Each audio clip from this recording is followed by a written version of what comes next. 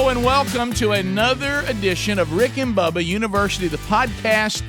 We hope you are having a great time enjoying the catalog of Rick and Bubba University, the podcast. If you've missed some of the others, just go to wherever you get podcasts or go to the Rick and Bubba YouTube channel, and you can go to the playlist there, and you see Rick and Bubba University, and you can find some of the other Rick and Bubba Universities that you might be interested in. Bubba, today a biggie for you, sir. Yeah, Rick, we have a guest today that agreed to join us last minute. We had a cancellation. We appreciate her making effort to join us today.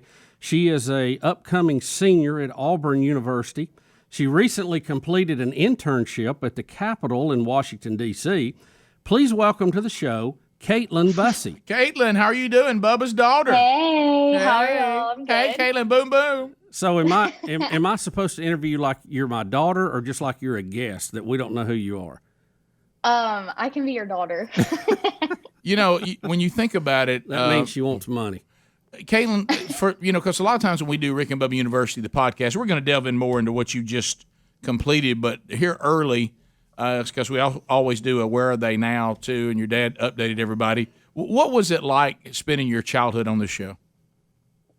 Honestly, it was, I don't have anything to compare it to, but I think it was really rewarding for the field of work that I want to go into, like communications, just being around you guys and like the radio and kind of having your whole life on broadcast. Yeah. Definitely has helped me prepare for the future and stuff like that. But I think it has been so much fun and very rewarding. Did it pressure you to act right because you knew if something went wrong? And, not everything made it to air. But if something went wrong, that it could blow up on the show and become an issue for you? Yes, for sure. I know you have eyes and ears everywhere. So always on my best behavior. Yeah, I mean, me and my kids said, Dad, I can't believe you talked about what I did on the air. Now everybody's ragging me about it. I said, look, I've told you before, we have 4 hours a day to fill. You running over that, pylon and dragging it all the way home. I'm sorry. That's radio gold. That's good stuff. Yeah. So you guys knew that. Yeah, that was so funny. Yeah, but all the kids knew that, right? All of you were like, look, guys, if we do something, it's going to be on the show. Yeah. Exactly. And sometimes I didn't even know it was going to be on the show. And I would have teachers at school be like, Katelyn, heard about you doing this and that. And I was like, really? I didn't even know I did that. That's funny. No, I used to hear that a lot as well. But let's talk about what you just did. So politics, is this something that has always interested you? Where did this interest develop? I've definitely always been interested in it, but I think more when the 2016 election, like with Trump and stuff, I can remember me and Dad watching it, staying up late and like watching all the results come in. And I think that whole presidency and just like getting older and being able to vote kind of like fueled my interest in it. And also seeing my generation be completely blind to what's going on and brainwashed by social media and stuff is alarming. And not saying I'm the one to do it, but there's somebody or a group of people in our generation has got to step up and be leaders for our country, because if not, we're in trouble. Yeah, it is different because your generation has grown up with social media. We grew up, there was no internet. We've joked about it the first time we read email on the show. Wow. We had a fax machine. Not everybody had that. And when we started the show, cell phones were very rare. Only the few had that. So it's a totally different thing. And I don't know that social media has really been good for everybody. Yeah, it has the pros and cons to it. I think it's awesome and it's cool that, you can reach an audience that you would never be able to reach otherwise without like that platform on social media. But, anyone can put out anything they want to. And when you have a credible platform, people believe anything you say, really. So it's kind of a gray area on if it's good or bad. But I think for politics, it's probably done more harm than good, but we'll see. Well, not everybody gets to go to the Capitol and be an intern, and certainly there's been plenty of interns in Washington that have negative stories in the past. Yeah. I hope that yours was a positive experience, but to people listening, tell them a little bit about how you applied for this, and then there was a little bit of irony about your trip to Washington to actually do the application for this. Yes. So I interned for Congressman Barry Moore. He is Alabama District 2, and his daughter is actually in my sorority. And so when I was in DC, it was early January, right around the January 6th ordeal. So that was interesting. But on January 5th, I texted Claudia, the girl in my sorority, and I was like, hey, like, is your dad taking summer interns? I'm super interested in that. Just let me know how to apply. And she was like, we're actually up here.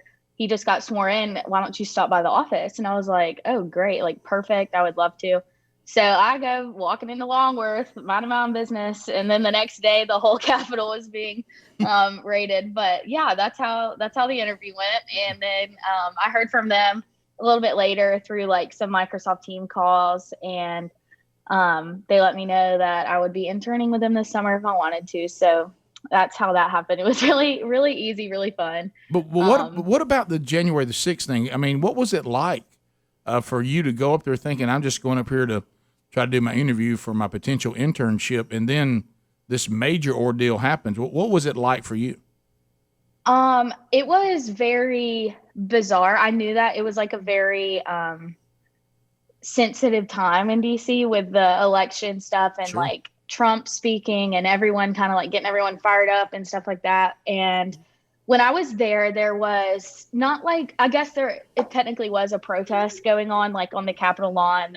People were speaking, but it wasn't like people were like screaming, yelling, violent, nothing like that. It was just people just kind of like hanging out and like listening to this guy speak, whatever. But that was on January 5th. So when I left, I honestly didn't think anything of it. I was like, this could go wrong maybe, but at the same time, it wasn't like I've been to a Trump rally. Me and Dad, our whole family went. It was back in 2016 when he was rallying for Luther Strange, whatever, long story short. The people there were very nice, very, Southern hospitality. Like they just love America and want the best for America. But the people there on January 5th that I came into contact with, because I'm like, little girl from Alabama coming up to DC, when I see a Trump hat, I'm like, oh, hey, like, love your hat. Like, I'm not going to act like, you're a stranger, talk to them. Sure. And they were very kind of like brushed me off, like didn't really talk about it. And I was like, that's kind of weird. Like, they're obviously not from the South, I guess. But I don't know. There's a lot of conspiracy about January 6th and a lot of up in the air about it. I don't know what happened, but I know it was bad, but it was very scary feeling being there in the general vicinity, for sure. The next day. So we came in from work that day, and Betty had mentioned to me. She said, and like I said, there was a lot going on certifying the election, and it was a very political time anyway. Sure. And she said, "Have you seen this that's going on in D.C.?" I said, "Yeah, I knew they had some people out there protesting, but it was really getting out of hand at that point." And I called Katelyn. I said, "Hey, you watching this?" And she told me she was. I said, "Stay out of that. Don't get in any kind of mob that's getting excited, okay?" And she did a good job and stayed away. How close were you to all that where you were staying? I was like 30, 40 minutes out. Okay, so you had pretty good range on it. Yeah. Yeah, the only person further away from it was, of course, Casio Kid Cortez. Yeah, AOC. AOC. She was about that distance. Right, but claimed that she was, afraid she was going to lose her life. But you're saying that the crowd, and I know you're not going to say no one knows, but you're saying that the Trump thing. Usually, if you saw Trump supporters, there was a camaraderie, no matter whether they were from the South or not. And you're saying not all of them, but some of the people you encountered, you thought when you said, "Hey, I like your Trump hat," to be like, "Yeah, Trump, let's go," and they were kind of cold about it. Yeah, kind of cold, and especially Trump supporters that like we're familiar with. It's like very heavy on like back the blue. We love our policemen. We are so thankful for them. And I don't think anyone, if Trump sat down at a table with me and said, "Hey, like really I'm thinking y'all should be raiding the Capitol on January 6th, I'd be like, "You're crazy." Like, you know what I mean? I don't care if I voted for him or not. I wouldn't do that. Right. So I don't know. There's a lot of up in the air about it, but definitely a bizarre crowd for sure. When Katelyn, I guess you'd been there, but what were your expectations when you went? And how did the reality of it meet what you thought it was going to be like? I really didn't know what to expect going into it. I really didn't know what to expect going into it. I expected it to be like, super serious, and most of my expectations were met. I just think it's so cool. Anyone who has the opportunity to do an internship up there should definitely do it, even if you're not really interested in politics, because you meet so many people and you don't know where they're going to end up in life, but you make so many connections. And getting to be in the Capitol every day, like our badges, we had 24-hour access to Capitol, Senate, and House buildings. So, you know, wherever we wanted to go, whenever, was kind of like how it worked. And it was really cool to be able to see like all the history and, you know, just get to learn more about the government and the legislative process and things like that. It was very fun and just very, it was very educational. And I just think it was a great experience overall. Were there things that you've been interested in this? You know, your dad works on a show that's not completely political, but does have a political element to it. So you might be aware of things more than maybe someone who's not. But did you see that it worked sort of like you thought it did, or were you a little surprised how the government actually works? I was a little bit shocked that people who work on the Hill that are not like congressmen or senators or things like that are so involved how they are. I guess for whatever reason, I thought that like the congressman did everything, but like their staff really pulls their own weight and like does a lot for the congressmen and senators. And I didn't really realize that, but I think that's the cool part of it is, especially for me, I was a comms intern. So more of like social media, like press releases, things like that. And trying to find like the voice of the congressman and be able to like push things out that sound like him and not, you know, my own views, even though me and Congressman Moore's views do align pretty closely. That was pretty easy for me to be able to find his voice and stuff like that. But it was really interesting because I didn't realize, you know, they don't have time to do all that. They're, you know, representing a district in a state and voting in their favor and stuff like that. So with social media and stuff, their staff really has to like study him and like study how he talks and how he views things to be able to push out like accurate things. So that was one of the biggest things I learned for sure. We'll come back. We'll continue our conversation with Katelyn Bussey, fresh off her internship at Washington, D.C., and looking through the eyes of someone who's there and someone her age and her generation, the way they look at our current state of the country and maybe what do we need to do going forward. And we'll come back and continue that conversation when Rick and Bubba University, the podcast, continues. All right, we're talking with Katelyn Bussey. Yes, that is Bubba's daughter, for those of you that may be new, and some people, the only experience, Bubba, they have of Rick and Bubba is this podcast, which is kind of odd. That's right. Can you imagine how many things you don't know if that's all you know? So don't forget, we do have a show that runs Monday through Friday, and you can find all those details at rickandbubba.com. So Katelyn Bussey will be a senior at Auburn University this fall, and she just got back from her internship, Washington, D.C., with Congressman Barry Moore. So we're asking her some questions about that experience. Katelyn, you were talking about finding the congressman's voice, and I've heard this from other staff people. So give us an example. I follow Barry Moore on social media, and I see that he puts out something. Does he actually put that out? Does the staff put it out? Does he okay it? Take us through the process. How does that work with? And we won't even have to say it has to be Barry, because I know you dealt with other interns too. But in general, kind of how does that process work?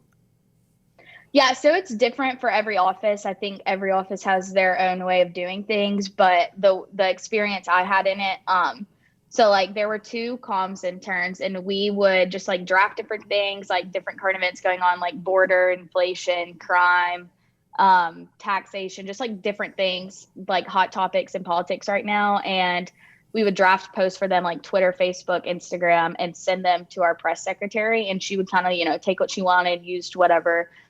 She would come up with that. And then her and our comms director worked like very closely to kind of say like yay or nay on things. And then I think Barry approves like most of things, or he gave them like a lot of freedom to post like whatever. He's like, how I feel about things, whatever. But some things are, cleared by him, some things aren't. But I think everything kind of gets run through the Shanna, the chief of staff or whatever. It's not just like kind of a free for all. Yeah, the hierarchy. You don't, as an intern, just start posting things. No, definitely not. So what kind of security measures did they have to take? I mean, did you have to watch? I mean, I suppose that even on your personal stuff while you're there, what did they tell you, the things you can and can't do while you're serving as an intern there? Well, security wise, we had, our badges, and you go through like metal detector every morning and put your bags through it, things like that. And then they give us our own computer, and you have like a little VPN connection. They really don't say like, don't do that. It's pretty much like common sense. Like, hey, don't be doing anything wrong. Don't be acting up. Right. Yeah. We're from the South. We understand that very clearly, like yes or no. And we had a group of 6 girl interns, so it was very like well behaved. Like it was very easy. We had no issues in the office for sure. And we all actually are friends and got along, and it's been great so far. 6 women getting along, that may be that's a miracle. I know. That's actually so funny, because we would talk about like other offices we knew having more drama than we did, but all of us ended up getting along really well, are definitely going to keep up with each other. And all of us are from Alabama, so that was cool too. Katelyn, what about safety? Yeah, Washington, right. D.C., Yep. it's, I'm sitting here. If I hadn't been there, I might have a different opinion, but how safe did you feel, and how close did you come to having an issue with that?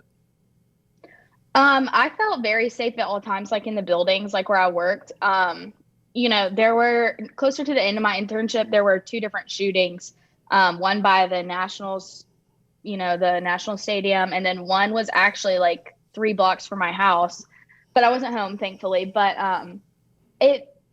I like never really felt unsafe or like felt like my safety was threatened during my time there, but it became more of a growing issue as my time was ending there in just like 3 short months. And I don't know why that is. I don't know if it's like gang activity or things like that. I don't really know why. You never really know why there's a shooting. But that was the only 2 things I can think of were that. But other than that, it was fine. There are a lot of homeless people there. But they're pretty harmless for the most part, so it wasn't bad. Now, did you ride the metro, or that's the subway there in DC? Yes, I did some. Sometimes I just kind of was like, not today. It was a pretty far hike from my apartment, and I took it my first day of work, and there was a sweet little homeless man using the restroom on the metro my first day. So I said, You know what, Dad, I am sorry. The bank account's going to take a hit, but we are taking the Uber every day. Yeah, when you try something and you have that experience, let me mark that right off. If there's a way to avoid this, I guess we will. But yeah. Yeah, as far as your experience there too, and I was thinking about this. Your political views are, I would say, developing. I mean, you certainly have a foundation of what you believe, but they're developing.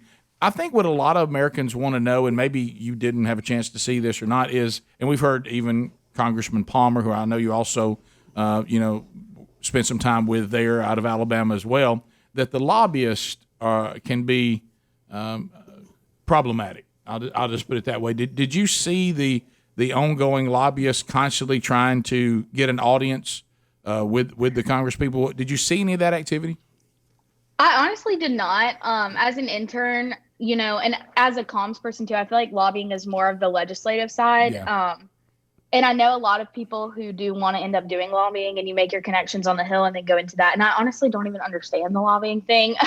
It's kind of like mysterious to me how all of it works, but I know it's definitely real. It's definitely a thing, but I really didn't get to experience any of that firsthand. I think that's more of like the congressman and like his personal things, and probably people up the hierarchy. As an intern, you are at the bottom of the totem pole and Right. You just kind of do what you're told. I didn't get to see anything too intense, but did get to run into some cool like Congress people for sure. Saw Ilhan Omar a few times, and never got to see AOC, but I saw Madison Cawthorn a few times. Trying to think of who else.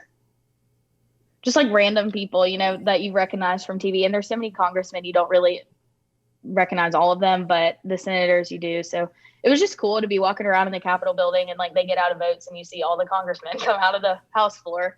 Definitely something you don't get to do every day. That's Katelyn, you mentioned comm a few times, and you mentioned legislative. Can you kind of show us the staff or the office there? There's really 2 different things that the congressman has to deal with, and it's broken down into communication and legislative branch? Yes.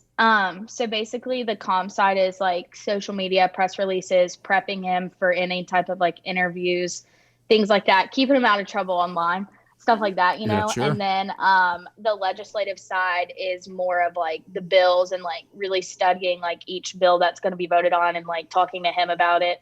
Cause it can get very wordy and very kind of like overwhelming. Like some of these bills are long and like he didn't have time to sit there and read through every single little thing. So like condensing them down, sending them to him and like letting him go over it. And if he has questions, you know, like they're like experts at all of it. And each person has like their own special area, like pro-life, agriculture, veterans affairs, like different things like that. So they do a lot of the just like policy type work, if that makes sense.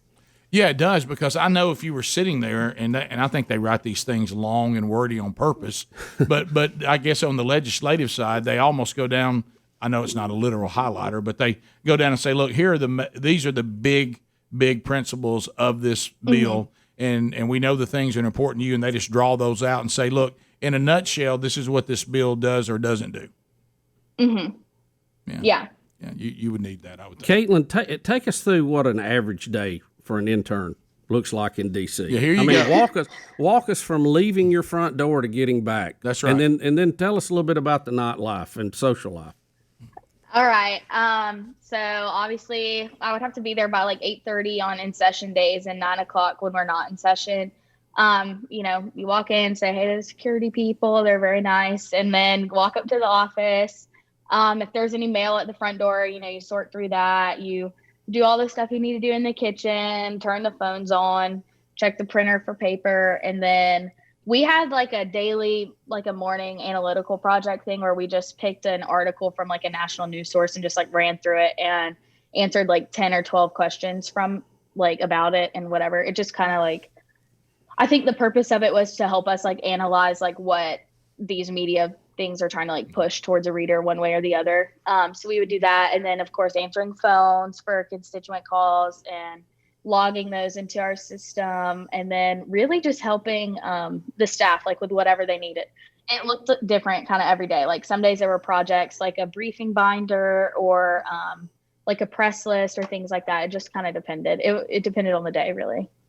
So how long did the day usually last? We were done by 5 or 5:30. It just depended on the day. So where did y'all eat lunch? I mean, you left that out. I mean, middle of the day, what do? How does that work? Yeah.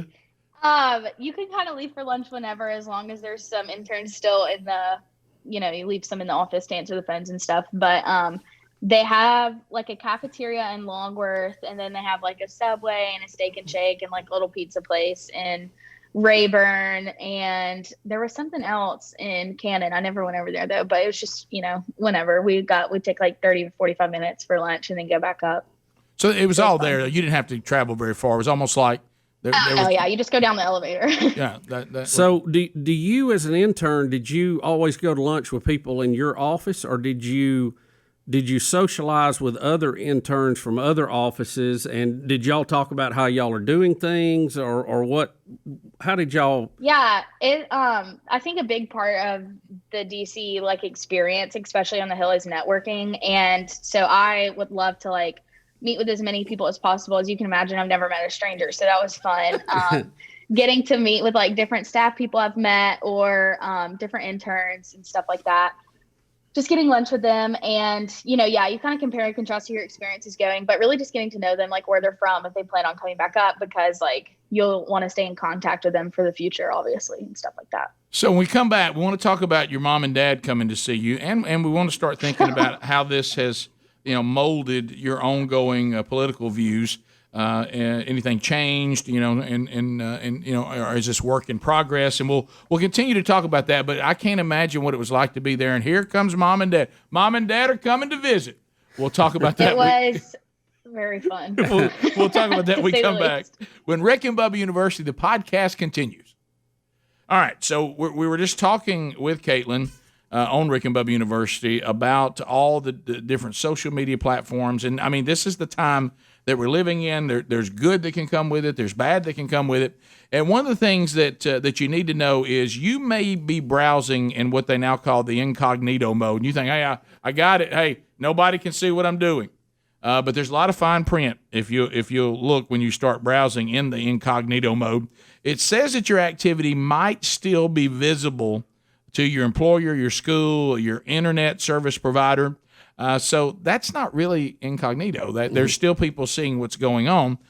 So to really stop people from seeing what you're doing online, you need ExpressVPN. Now, I want you to think about all the times you've used Wi-Fi at a coffee shop, a hotel, even your parents' house. And ExpressVPN, if you are using it, every site that you log on to, they can actually now not see what you're doing. You truly become invisible. I mean, do you really want everyone to see what you're doing in your business? And then what happens? They also take that data and they sell it to people, and then here we go again. So you don't want Comcast, AT&T, whoever is your internet provider, knowing what you're doing. We don't want them seeing and recording your browsing data, and they legally can sell it. I mean, they can do that legally. So the only way that they don't do that is if you're invisible. ExpressVPN is an app that encrypts all of your network data and then reroutes it through a network of secure servers so that your private online activity stays just that, private. ExpressVPN works on all your devices, super easy to use. The app literally has one button. You tap it to connect, and your browsing activity is secure from all those prying eyes. How do I do it, Rick? Here's what we do. Rick and Bubba tell you to go to expressvpn.com/RickBubba. Don't let strangers invade your online privacy. Use the link expressvpn.com/RickBubba. That's our link, and we'll get you 3 extra months for free. That's expressvpn.com/RickBubba to learn more. Rick and Bubba University, the podcast. Katelyn Bussey, Bubba's daughter, is our guest, back from her internship at Washington, D.C., and as we were going to our little break there, we were going to come back and discuss Mom and Dad come to the Capitol to see daughter. Yes. I think it was a culture shock for them, and Dad was very disappointed when he found out that Ubers could not pull right onto the steps of the Lincoln Memorial, that he would have to do a little bit of walking. Yeah, we got plenty of walking in. That's one of the reasons I'm still limping now. So Dad got walked pretty good? Yeah, you can imagine the tourists there. I mean, there's so many people there, and Dad is hollering. He's like, DC is Latin for steps. Great. Hey, the Lincoln Memorial very funny. is very impressive. Every American ought to visit it. But let me tell you, be ready for steps. The pictures that look like it's just right there is steps. So Uber on some of these historic monuments or historic places, they can only get so close because of security and all that, right? Yeah, and it's I don't even know if it's security. There's just like, a little bit barriers just so like you don't have cars, like driving up on them and stuff. Yeah, and so Dad, what was the weather like when you went? Was it hot or it had got warm. It wasn't a scorcher yet. We had one day was pretty hot, but Katelyn, and this kind of rolls into that trip though. What kind of social things did you do when we were not there? Then we'll talk about more what we did when we were there. The nightlife was very fun. There's some different, there's some clubs we got to go to, very fun, and just like going out to dinners and stuff like that. Yeah, but it was a fun time for sure. So when Mom and Dad were there, what did y'all do? Well, we took several tours. Had you gone to see some of those places before we got there? What do you mean? The restaurants or like the monuments? The monuments, yeah, like the Jefferson Memorial and I'd already seen Washington Monument and all that. We took the bird scooters, like the little scooters everyone takes now. You can like access with your phone and whatever. They're like 50 cents per mile, whatever. You need to explain that because am I hashtagging crowd is not familiar with that. Am I hashtagging? Am I on a bird? Am I on a bird bike? Hey, well, so Uber and like Lyft, the transportation services you can access on your phone. They have come up with these scooters that are like, they're like, I don't know if they run off battery or gas. I don't know. They're battery. But and you unlock them with your phone, and they're super cheap. Like you can ride around the whole city for like 20-30 minutes for like $7. Like it's very cheap. So me and my friends, we would ride those around the memorials at night and stuff. It was really fun. So yeah, they're And Rick, convenient. A lot of the Uber drivers don't like them though. Oh, really? They say people don't know how to use them, and they cause traffic. When you're done, you just leave it wherever you leave it. You take a picture of it, and then whoever charges them up comes and gets it. And I guess they put them back on the charger, right? Yeah. I mean, so you just leave it. You don't even have to leave it on the charger? Rick, you leave it wherever you want to. It could be in Georgetown. It could be the Lincoln Memorial. Well, what are you doing walking so much? Get on the bird thing. I didn't trust that thing. They wouldn't get on them. They wouldn't do it. Well, Rick, there's probably a weight limit, you know. Let me tell you what, I'd have been on one after my first trip probably. I probably would have been against it in the beginning, but I bet I would have got talked into it by the time I was done. Well, we, the monuments that everybody goes to, of course, is impressive. And you learn a lot about the country.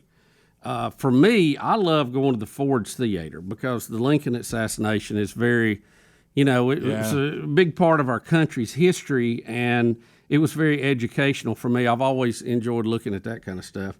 But to be right there where it happened, the Lincoln Memorial is impressive, and the Washington Memorial, and the Lincoln Memorial, but. Did I say Lincoln already? Jefferson, Lincoln. Yeah, you did. Okay, Jefferson, Lincoln, Washington. They're impressive. But, I mean, they honor something that happened, and they tell about who it was and have a lot of quotes. The Ford Theater, you are there where literally the crime of the century took place. Yeah. And you see the places where John Wilkes Booth rode his horse to get away. Down the street is the restaurant where they planned the attack the morning of. You see where he walked up to the door. The gun he used is in the library. I mean, it's very interesting just to see that living history. And I enjoyed the bus tour. It was a little hot waiting on the first one to get there, but it's the bus with no top on it. So you get up top and and you go through town, and they just let you off, right, Katelyn, wherever you want to, and then you hop back on the next one that comes through. Yeah, it's kind of a stop and go type of thing. It was really fun. I hadn't done one of those yet, so when they came, it was definitely fun to do. I would definitely recommend doing it at night, though. It was a little hot, but other than that, it was really fun. The memorials are so lit up at night. My goodness, And I guess I was thinking, hey, night, we need to be off the street, but there's a lot of people out at night. Well, that's what I was going to ask you. When you were talking about riding those bicycles around, looking forward to going to the nation's capital, I'm just thinking to myself, I'm seeing you and maybe one of your other friends or two getting these bikes, and now it's dark, and these historic places you've probably seen on television since you were a child. Was there a moment when you were riding and you were looking around that you were like, I can't believe I'm here?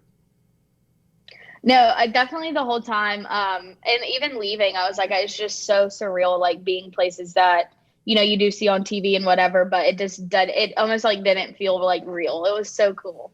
And definitely cool to be a part of, like being able to go inside and things like that. Like just working in the Capitol building, like running errands, like in the rotunda. I'm like, what am I doing? Like, you know what I mean? Exactly. Well, what is Katelyn Bussey have any business doing here? Exactly. But it was very fun, and I definitely will be back, hopefully. So now, Rick, Katelyn carried us on a tour of eateries at night, which your dad was coming. You got to have that on the list. A Bussey tradition is we have our food planned out. Katelyn, can you mention some of those places and talk about them a little bit, because there's a lot of history with those. We went to Joe's Seafood. It's very famous in DC. It's very good. A little bit more on the pricier side, but it's definitely one of my favorites. And then Old Ebbitt Grill. It's very historic. It's been there forever. It's right by the White House. We went there, I think, the last night. And then Martin's Tavern is where JFK actually proposed to Jackie. So we went there. And each president has like their own like favorite booth that has like a little plaque on all the booths there. It was really, of course we couldn't sit in them because Dad couldn't fit. So we're at the table. So we're at the table looking over at it, but that's fine. Wanted to sit at the famous booth. Couldn't quite get in it. I'm just not a booth guy. You know what I mean? No. I don't like to eat with something jammed in my liver. The table over.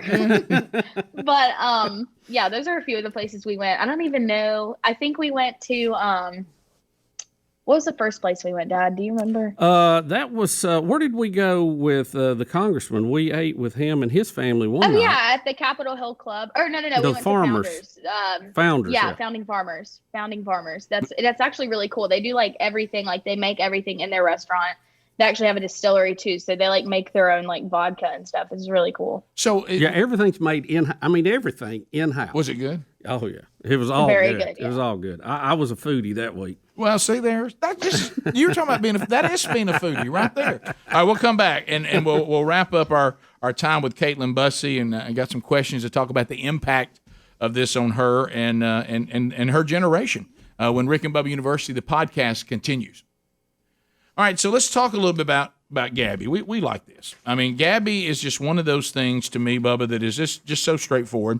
You and I were joking around about this right outside your office this week, that you and I have pretty much, until we ran into Gabby, our insurance is provided by the people that we always knew, our family always did. I mean, you still had people over in Calhoun County. I mean, you just don't ever check on it, and because you just want to get it done. You put it in place, yeah, and you don't place. mess with it. Well, Gabby can let you actually check and see at no charge to you. Are you paying too much for your automobile and your homeowner's insurance? So here's what you got to do. And look, we've done this. The calculator that they use is so cool. All you have to do to see the comparisons side by side. It's fast. It's verifiable quotes. These are not ballpark guesses. All you have to do is go to Gabby.com. Gabby.com. Go there right now, and then you want to do /Rick Bubba, and then you've got your policy information. They have the little calculator set up right there. It's very, very easy to use. And let me tell you, even I could do it. Got it in seconds. And then you use your current policy, and then you look to see if you can find a better one. You compare your current coverage with 40 of the top insurance providers, Progressive, Nationwide, Travelers. They're all right there in one place. Just use your current information to get started. This is very simple. It's free, and they'll only show you policies that are the same or better. So you won't be wasting your time looking over going, well, that one's not better. Why am I looking at that one? And then you decide if the savings, if they're good enough to make the move for the exact same coverage. The average savings, $961 a year on average. And they don't sell your information, and you get annoying spam and robocalls. So why don't you make the move now? Go to Gabby, G-A-B-I. Get a better insurance. Gabby.com /Rick Bubba, Gabbi.com /Rick Bubba. That's Gabby.com /Rick Bubba. Katelyn Bussey, our guest on Rick and Bubba University, the podcast. She has just finished her internship. She was working there with Congressman Barry Moore in District 2 in the state of Alabama. There in Washington, D.C. We've talked about what it was like to be in D.C., but now here in the last few minutes of the podcast, Katelyn, I want to talk about you're, 22 years old? Are you 22? I'll be 22 in September. September, be 22. Going to be a senior in college. But you are interested in politics, correct? Yes, for sure. And the communication, of course. And you work with the communication part in this internship. Do you get a sense that this process being there, is there anything there that you experience? And then I've got another question that has changed the way you view politics, confirmed the way you see politics. What did it do in your worldview being there?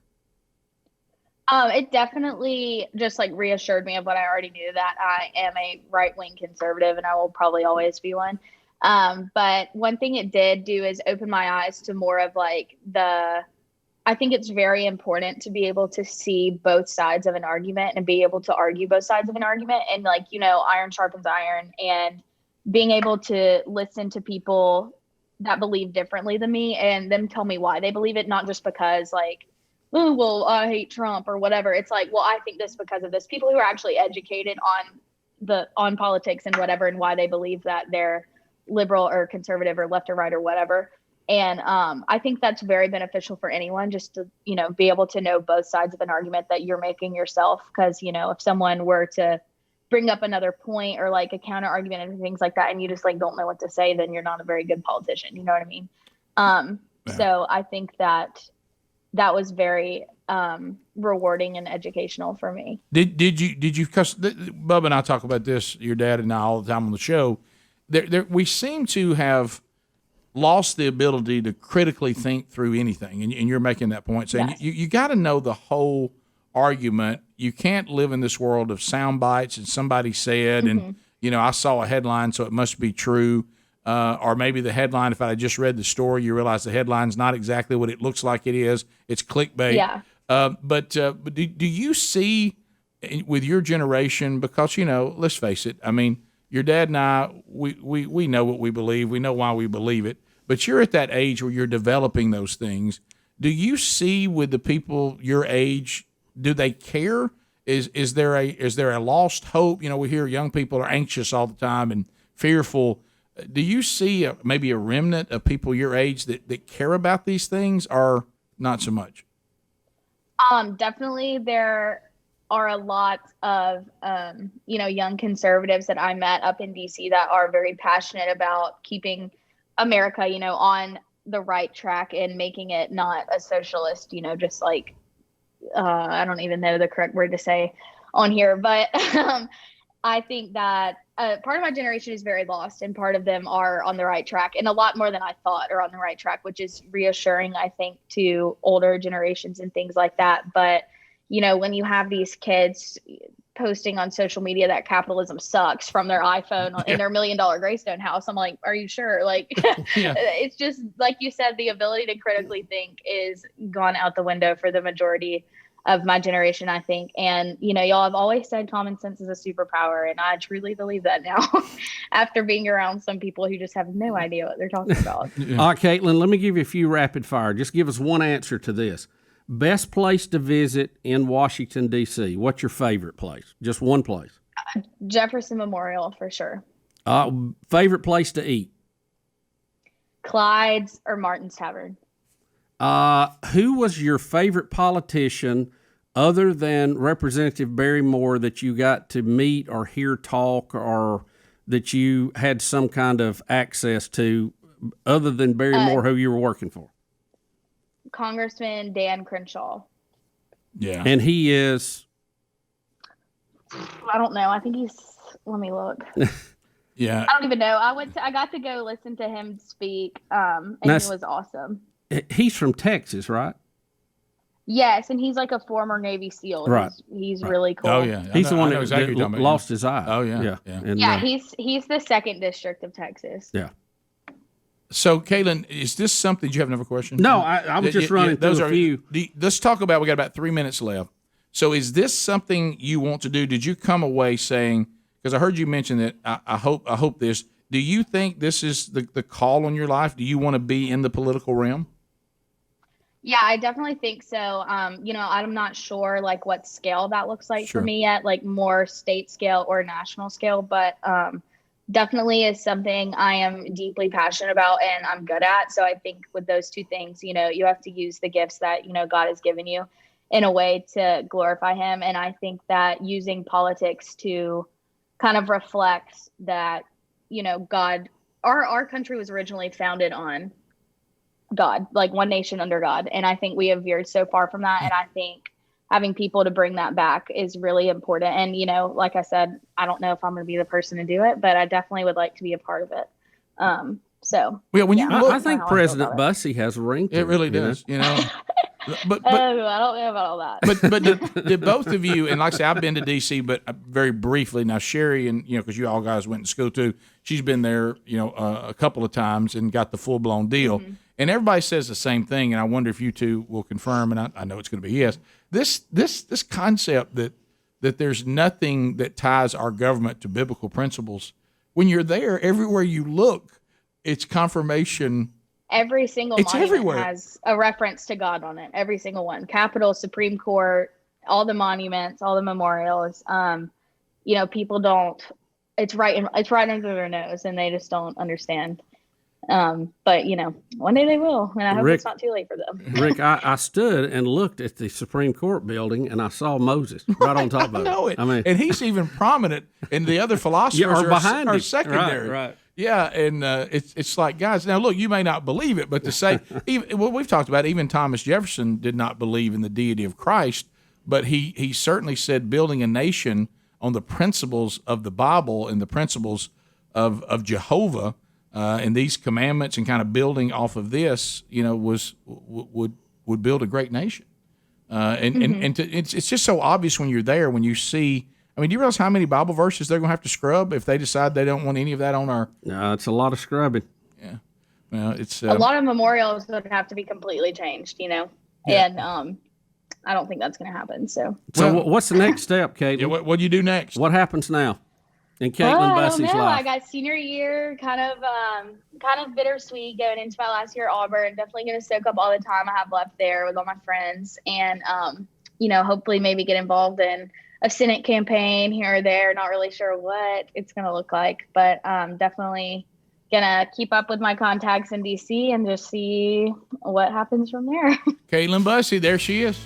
Bubba, you got to be proud, and thank of you, babe. Thanks for stepping in, and we I'm happy to do we it. want to do this interview anyway, so it was a great opportunity to do so. So, Katelyn Bussey, and thanks all of you for being with us on this edition of Rick and Bubba University, the podcast.